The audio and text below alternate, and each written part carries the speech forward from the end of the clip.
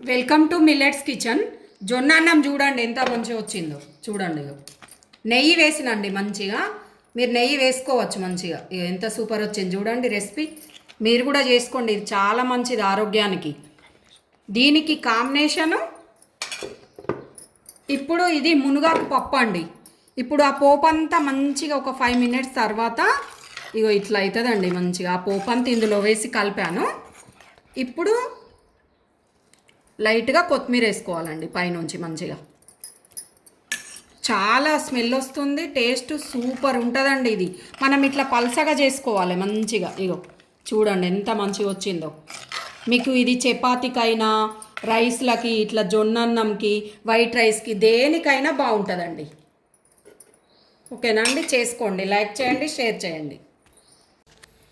మునగాకు పప్పుకి కావాల్సిన పదార్థాలు: 1 కప్పు మునగాకు, వెల్లిపాయలు ఎన్నైనా తీసుకోవచ్చండి మీ ఇష్టము, కొంచెం కొత్తిమీర, ఆనియన్స్ 2, కొన్ని పచ్చిమిర్చి, 4 టమాటాలు, కొత్తిమీర కొంచెం ఎవరి టేస్ట్కి సరిపడా, కొంచెం 1 నిమ్మకాయ అంత చింతపండు అండి నానబెట్టిన, కొంచెం కరివేపాకు, సాల్ట్, అంతేనండి.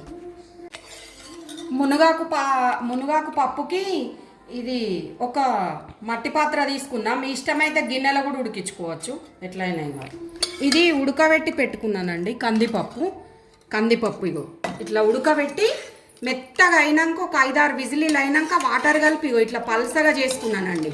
ఇట్లా పల్చగా ఉండాలి. అది ఇందులో పోయాలండి.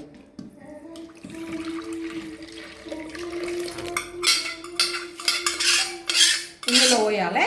పోసేసి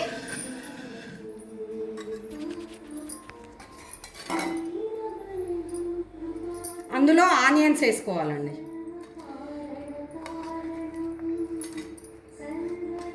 ఆనియన్స్, పచ్చిమిర్చి,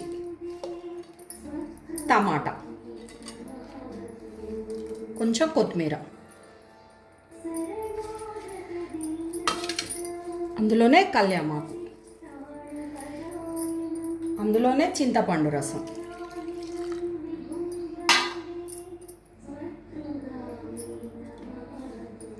అందులో సాల్ట్ ఎవరి టేస్ట్కి తగ్గట్టు వాళ్ళు వేసుకోవాలండి.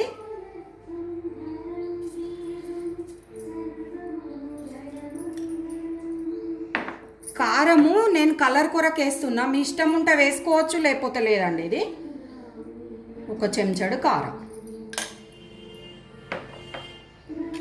అంతేనండి. ఇది మంచిగా కలుపుకోవాలండి. కలిపేసుకొని స్టవ్ మీద పెట్టాలి. ఇప్పుడు అన్నీ కలిపిన కదండి, ఇందులో పోసి మంచిగా మనం కలుపుకోవాలండి. కలుపుకున్నాక ఇది మూత పెట్టేసి ఒక 10 minutes మసాలా పెట్టాలండి. 10 minutes, అంతేనండి. స్టవ్ ఆన్ చేసి ఒక మూకుడు పెట్టుకున్నా, నూనె వేసుకున్నానండి. మీకు ఇష్టమైతే నెయ్యితోనే కూడా మొత్తం పోపు వేసుకోవచ్చు. నేను కొంచెం నెయ్యి వేసాను, కొంచెం నూనె వేసాను.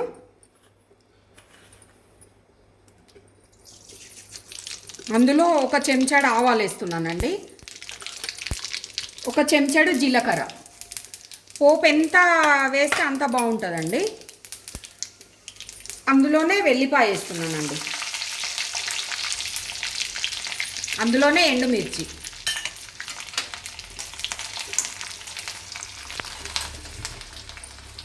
అందులోనే కళ్యామాకు, కొంచెం కొత్తిమీర,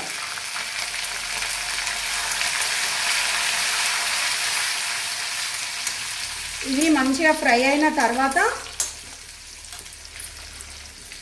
కొంచెం పసుపు వేస్తున్నా. ఆల్రెడీ నేను పప్పులో వేసాను లైట్గా. ఇప్పుడు ఈ మునగాకు ఉన్నది కదండి, ఇందులో వేయాలండి. ఇది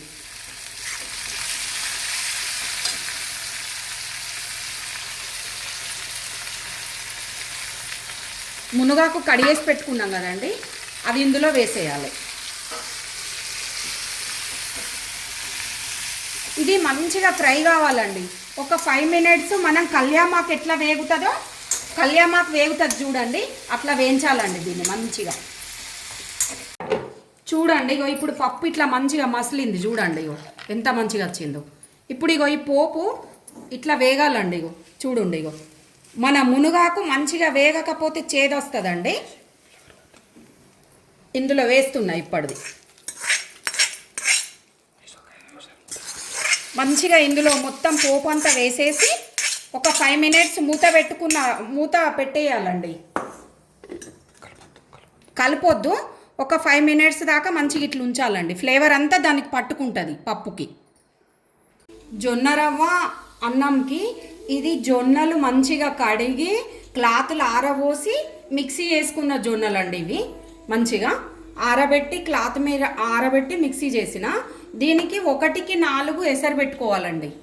1కి 4 టీ గ్లాస్తో మనం ఈ రవ్వ తీసుకుంటే దానికి 4 గ్లాసుల నీళ్లు పోసుకోవాలండి. అందులోనే ఒక 1/2 చెంచా సాల్ట్ వేస్తున్నా. ఇది మనం రైస్ ఎట్లా వండుకుంటామో అట్లా వండుకోవాలండి.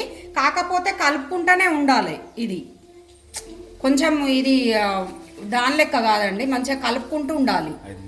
మూత పెట్టేసేయాలి. మూత పెట్టేసి 5 నిమిషాలకు ఒకసారి కలుపుకుంటూ ఉండాలండి. లేకపోతే అడుగంటుకుంటుంది. మీరు అన్నంలాగా కాదు, ఇది దీనికి కొంచెం టైం ఎక్కువ పడుతుందండి వండుకోవడానికి. మూత